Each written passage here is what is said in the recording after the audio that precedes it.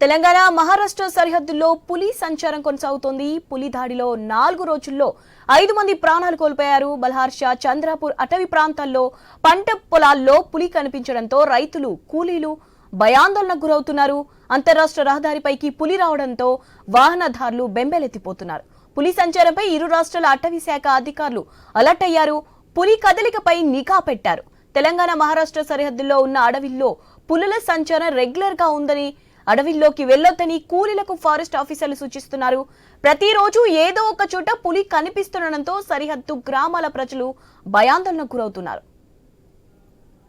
Right, దీనిపై updates తెలుసుకుందాం. మా ప్రతినిధి శ్రీనివాస్ ఉన్నారు ఫోన్ లో. శ్రీనివాస్, మహారాష్ట్ర సరిహద్దులో మరొకసారి పులి సంచారం అయితే కలకలం రేపుతోంది. ఇప్పటికే ఆ పులి దాడుల్లో 4 రోజుల్లో 5 మృతి చెందినట్టుగానైతే అటవీ శాఖ అధికారులు అయితే చెప్తున్న పరిస్థితులు అయితే ఉన్నాయి. దాదాపుగా గత కొద్ది కాలంగా పులి సంచారం లేకపోవడం దాటి అయితే ఇటు అటవీ సమీప గ్రామాల ప్రజలు అయితే ఊపిరి పీల్చుకున్న పరిస్థితులు అయితే ఉన్నాయి. ఇటు చలికాలం సీజన్ ప్రారంభం నుంచి మొదలుకొని ఇటు మార్చి వరకు కూడా పూర్తిగా తెలంగాణ మహారాష్ట్ర సరిహద్దుల్లో పులి సంచారాలు ఉండడంతో అయితే అటవీ సమీప గ్రామాల ప్రజలైతే ఆందోళన కలిగించిన సందర్భాలను కూడా చూసాం.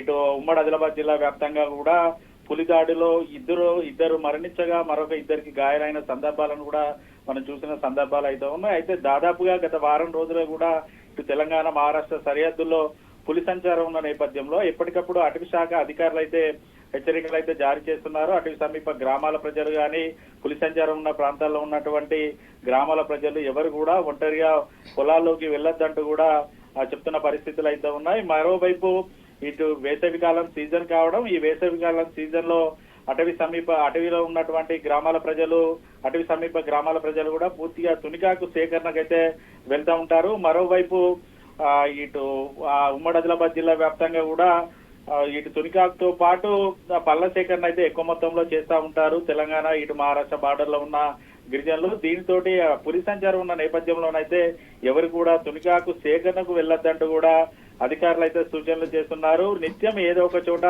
పులి సంచారం ఉండడం, ఆ పులిని చూసి సమీప గ్రామాల ప్రజలైతే భయపడుతున్న పరిస్థితులు అయితే ఉన్నాయి. పులి దాడిలో 5 మరణించడంతో అయితే గ్రామాల ప్రజల నుంచి ఒకటే డిమాండ్ వినిపిస్తుంది. ఖచ్చితంగా ఇప్పటికైనా అటవీ శాఖ అధికారులు పులిని బంధించాలంటూ కూడా వారైతే ఆగ్రహం అయితే వ్యక్తం చేస్తున్న పరిస్థితులు అయితే ఉన్నాయి.